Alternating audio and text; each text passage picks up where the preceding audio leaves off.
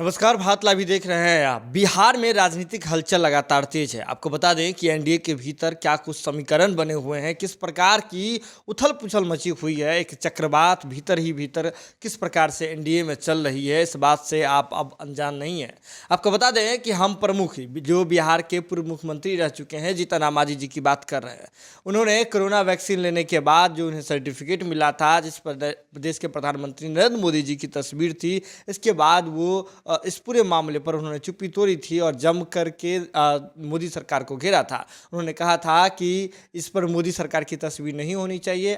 उनकी तस्वीर है तो साथ ही साथ जो राज्य के जिस राज्य में टीका लग रहा है उनके सीएम, उनके मुख्यमंत्री की भी तस्वीर होनी चाहिए। ये बात जीतन राम मांझी जी ने कही थी। लेकिन इसके बाद जो जीतन राम मांझी जी ने किया, उसने बिहार की सियासत में खलबली मचा के रख दी।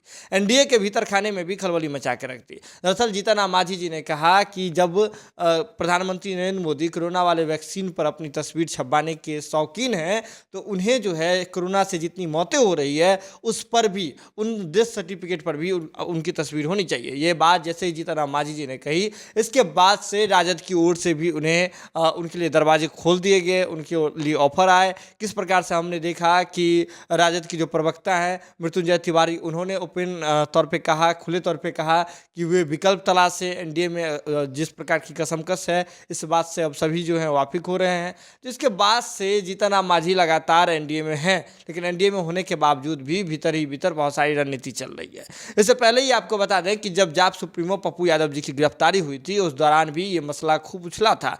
दरअसल जीतन राम मांझी जी ने विरोध का बिगुल जो है वो फूंक दिया था एनडीए के भीतर। उन्होंने कहा था कि जिस समय में पप्पू यादव जी की गिरफ्तारी हुई है, ये बिल्कुल सही समय नहीं है।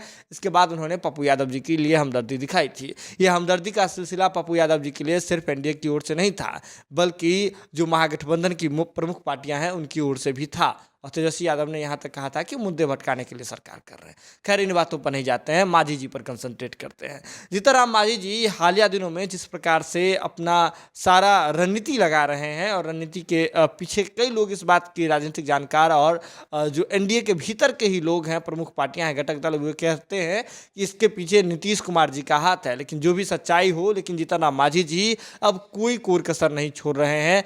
जहां भी मौका मिल रहा है, जरा सा भी मौका मिल रहा है, विरोध करने से पीछे नहीं हट रहे हैं। लेकिन इसी बीच आपको बता दें कि जिस प्रकार से पप्पू यादव जी की गिरफ्तारी हुई थी, उस समय शेख, जो बाहर के शेख हैं, दुबई के शेख हैं, उनका भी चर्चा इस पूरे प्रकरण में आया था। लेकिन अब बताते हैं आपको कि जीतन राम मांझी जी ने एक चिट्ठी लिखी है। दरअसल सोशल मीडिया का दौर है, लेकिन सोशल मीडिया के दौर में अब जो है ट्विटर के माध्यम से ही लोग ट्वीट के माध्यम से ही चिट्ठी लिख देते हैं।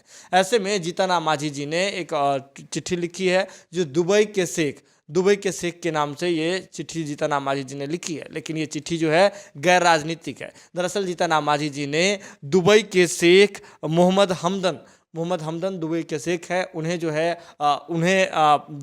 दो जुड़वा बच्चों की प्राप्ति हुई है, और इसको लेकर के जीतन राम मांझी जी ने इन्हें बधाई दी है और उन्हें उन बच्चों के बेहतर भविष्य के लिए शुभकामना दी है। यानी कि जीतन राम मांझी यहाँ से दुबई के शेख के साथ संबंध बढ़ा रहे हैं, और संबंध बढ़ाने के साथ ही वहाँ से उन्होंने जो दुबई के शेख के एक जुड़वा जो हैं, जो बच्चे हुए हैं, उनको लेकर के उन्हें बधाई दी है। ये पोस्ट जो है गैर राजनीतिक था। लेकिन जिस समय में जीतन राम मांझी जी ऐसा कर रहे हैं, और एक और जहां नरेंद्र मोदी जी का विरोध कर रहे हैं, एनडीए के प्रमुख घटक दल के रूप में भाजपा है, उसके सर्वोसर्वा और देश के प्रधानमंत्री हैं नरेंद्र मोदी जी, तो ऐसे में उनका विरोध कर रहे हैं। और वहीं दूसरी ओर अंतर्राष्ट्रीय संबंध पर मांझी जी ध्यान दे रहे हैं। तो इससे कहीं ना कहीं लग रहा है कि कुछ तो और चल रहा है, जो बिहार की राजनीति में असर डाल सकता है। अब देखिए क्या असर डालता है, या फिर ये बातें बस शुभकामना तक सीमित रह जाती है, ये तो आने वाले समय में पता चलेगा। लेकिन इसके लिए ज़रूरत है कि भारत लाइव की टीम से आप जुड़े रहें।